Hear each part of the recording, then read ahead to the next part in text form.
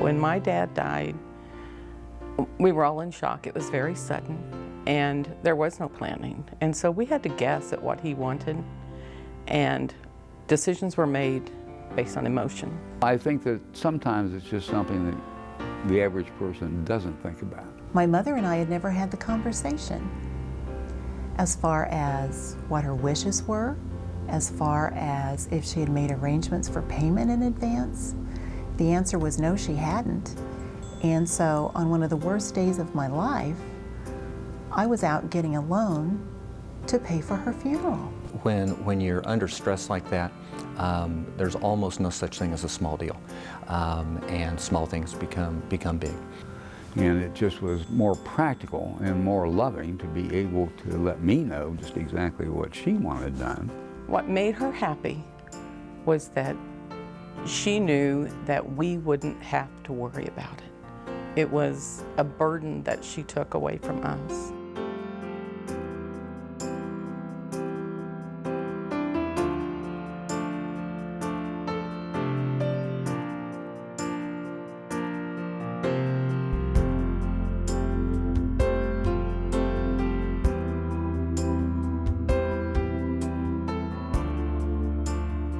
And you know, a death in the family can certainly bring out the best in people. It could bring out the worst, and it can do both on the same day. If there are any issues between family members, death and dying does not bring out the best dynamics. It's so easy for brothers and sisters, for instance, to feel that mom or dad would certainly not have wanted something or would have definitely wanted something. I know when my own mother passed, you know, my sister was, I think we should do this. And, you know, I was like, I think we need to do that. And the boys were, well, don't you think we should do the other thing? Pre-planning can avoid those types of conflicts, especially if mom and dad have made the decisions. If that burden can be lifted, then, you know, the loved ones can be about celebrating life.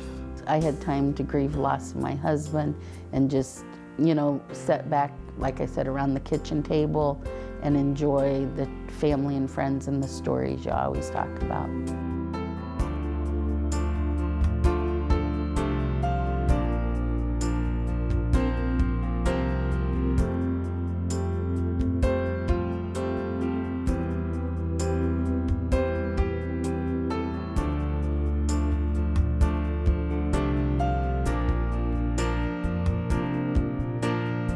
I feel as if everyone would want to be remembered a certain way, and it's very difficult to even think about how you want to be remembered. But if we ask them, how would you like to be remembered? What do you want to tell your children? What would you want them to know about how much you love them, about how much they touched your life and how much they filled your life full of joy every single day? We were able to have a more open discussion about what they're really feeling and what they really want. They had a couple children, and you know, we could start talking more about what we could do to help them in the ceremonies, you know, to make them be included in it. We have people come in all the time who say, oh, we had the best time pre-arranging our funeral. It was so much fun. We really enjoyed it, and we're really glad that we took care of it. Personally, I felt it was such an easy experience for myself, and actually it was a happy experience for me. There's a lot of laughter, there's stories being shared, there's just a whole different mindset. They're more free because they're not dealing with that loss right up front. And even if there was crying and sorrow because of what they were doing and how they were going about things and pre-planning, even though they were pre-planning a funeral, it was a very healthy kind of emotional conversation. There was no rush, there was no pressure. She explained everything. We talked more about my mom and her life than we did about her death. And my mother was so happy to have done that.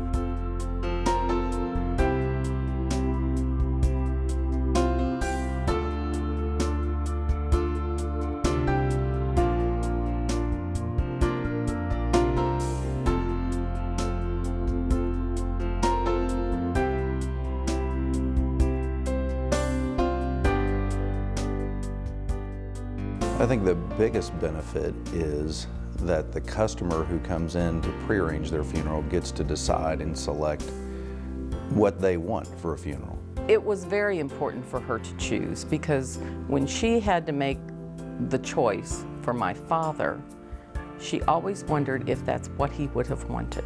When we get to the end of our life, we must want to tie our all the little loose pieces together too, and I think it's comforting to people to know that they've taken care of that. And to me, that's always a joyful thing. And so we wanted to make sure there were certain hymns and music that we really liked that also would make other people leave feeling the joy.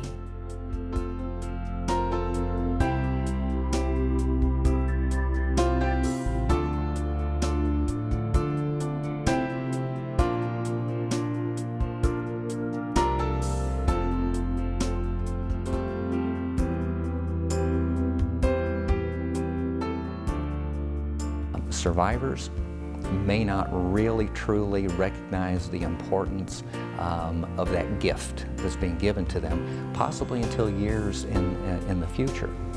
The most unselfish gift that someone can give to their family is to plan in advance. It's a gift of pure love. It's a gift of considerate behavior. It's a considerate gift forever to hold and to hold dear. To know that Mom and Dad took care of everything in the way that they would want to see it be handled. Mother gave us a great gift by, planning hers, paying for it. Not that we wouldn't have been happy to pay for it, but we didn't have to. So it really was a gift she gave us. Probably the last best gift you can give your children is a prearranged funeral.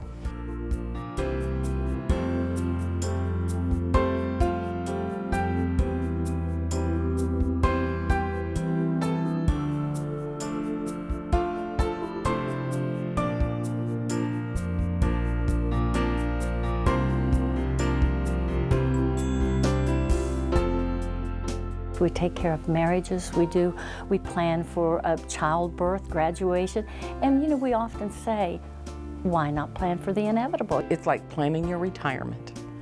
Everyone should start early in life, saving and planning for their retirement. And this is just one more piece. You're planning what you're going to do, where you're going to go, what activities you're looking forward to, but you also need to plan for there's going to be an end. And you want to make that as easy for your family and your spouse as possible. I think people just are realizing more and more the value of getting things done in advance like this, just as they do their wills, their power of attorney papers, their living wills and all this, get everything in place, they get this in place also. I think people prearrange or should prearrange because it makes financial sense, it makes emotional sense for your family, and it's just a good thing to do.